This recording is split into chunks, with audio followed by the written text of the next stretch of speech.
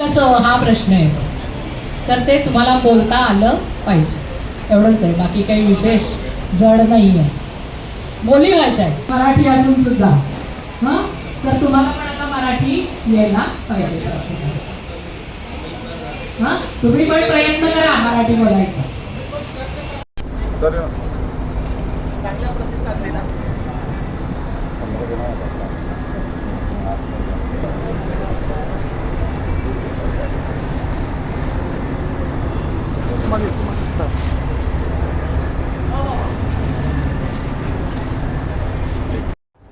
महाराष्ट्र राज्य परिवहन विभाग, महाराष्ट्र मराठी भाषा विभाग, कोकण मराठी साहित्य परिषद आणि मुंबई मराठी साहित्य संघ यांच्या संयुक्त विद्यमाने आजपासून शुभारंभ होतो आहे.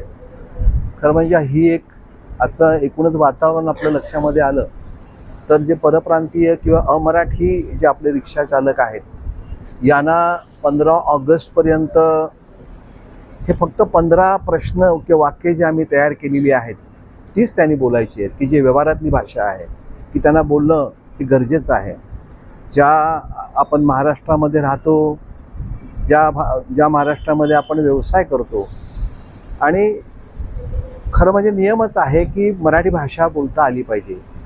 ते फक्त नियम कागदापुरता न राहता आदरणीय परिवहन मंत्री प्रताप सरनाईक यांनी आणि त्यांचे सगळे RTOचे अधिकारी या सगळ्यांनी मिळून एक हा उपक्रम या 1 जूनपासून ते 15 ऑगस्टपर्यंत सुरू करायचंच ठरवलं. आणि जे आपले परप्रांतीय बांधव आहेत, जे इकडे उद्योग करत आहेत, मग टॅक्सी असेल, रिक्षा असेल, ओला असेल, उबेर असेल, अशा ह्या सगळ्या ठिकाणी मराठी आपल्याला आलं पाहिजे अशा प्रकारचे क्लासेस आजपासून सुरू होत आहेत.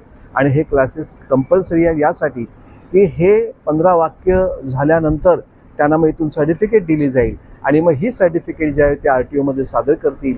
त्यावेळी त्यांचं जे काही रिन्युवेशन असेल किंवा लायसन असेल या सगळ्या मिळेल त्यांना. खरं म्हणजे हा उपक्रम अतिशय संपूर्ण महाराष्ट्रामध्ये आपण हा उपक्रम राबवतो.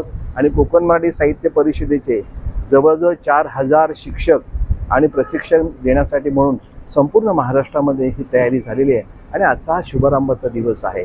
धन्यवाद. महाराष्ट्र माझा, मराठी माझी संवाद भाषा. खरं तर ह्या वाक्यानं सुरुवात महाराष्ट्र परिवहन विभागानं केली आणि अर्थातच महाराष्ट्राचे सन्माननीय उपमुख्यमंत्री एकनाथ शिंदे साहेबांनी या सर्व जे मराठी भाषिक नाही आहेत, हिंदी भाषिक आहेत, या सगळ्या आपल्या भावंडांना एकत्र आणून पुढे आपण कसं नेता येईल. मराठी भाषेची सक्ती ही तशी वाटायला नको, पण अर्थात सक्ती जरी असली तरी प्रताप सरनाईक, महाराष्ट्राचे प्रताप सरनाईक साहेब जे आता परिवहन मंत्री आहेत, त्यांच्या मार्गदर्शनाखाली खरं तर ही एक गोष्ट सुरू झाली आणि बघता बघता ही शाळा सुरू होणार आहे अशा पद्धतीचे वेध लागले. आणि त्यातला पहिला जे लेक्चर आहे ते आज इथे अभिनय कट्ट्यावर होतंय. आपण बघतोय की आता किमान 20 जण जे रिक्षा चालक आपले बंधू आहेत, रिक्षा चालक, टॅक्सी चालक, यांनी आज पहिल्याच बॅचला सुरुवात केलेली आहे, हजेरी लावलेली आहे. अनेक प्रशिक्षक जे अभिनय कट्ट्याच्या माध्यमातून सुद्धा इथे उपस्थित आहेत. प्रदीप ढवळ सर खरं तर कोकण कोमसापाचे महाराष्ट्राचे कार्याध्यक्ष आहेत, तर त्यांच्या माध्यमातून ह्या सगळ्या लोकांना एकत्र आणण्याचं काम केलेलं आहे.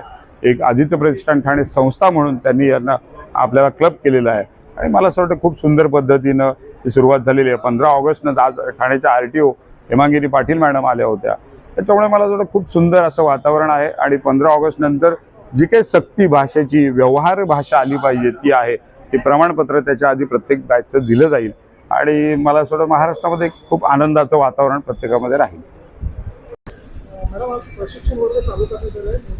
कशा पद्धतीचं प्रशिक्षण इथे दिलं जाणार आहे आणि त्याचा फायदा काय होणार आहे? हिंदी भाषिक लोकांना मराठीचं प्रशिक्षण व्हावं याकरिता आज ठाण्यामध्ये सर्वात प्रथम क्लास सुरू करण्यात आलेले आहे. या ठिकाणी माननीय परिवहन मंत्री प्रताप सरनाईक साहेब यांनी आदेशित केले होते. त्या अनुषंगाने महाराष्ट्रामध्ये ज्या कोणी अमराठी आपले रिक्षा चालक आहेत, टॅक्सी चालक आहे, त्यांना मराठीच्या प्रवाहात आणण्यासाठी मराठीचे क्लासेस सुरू करण्यात आलेले आहेत. ह्या ठिकाणी साधारणतः मराठी साहित्यिक लोकांनी भरपूर आम्हाला सहकार्य केलेलं आहे. आणि आज अशा पवित्र ठिकाणी श्री स्वामी समर्थ साधना केंद्र ह्या ठिकाणी सर्वात प्रथम 15 रिक्षा चालक ह्या ठिकाणी अमराठी आलेले आहेत आणि त्यांचं प्रशिक्षण चालू करण्यात आलेलं आहे.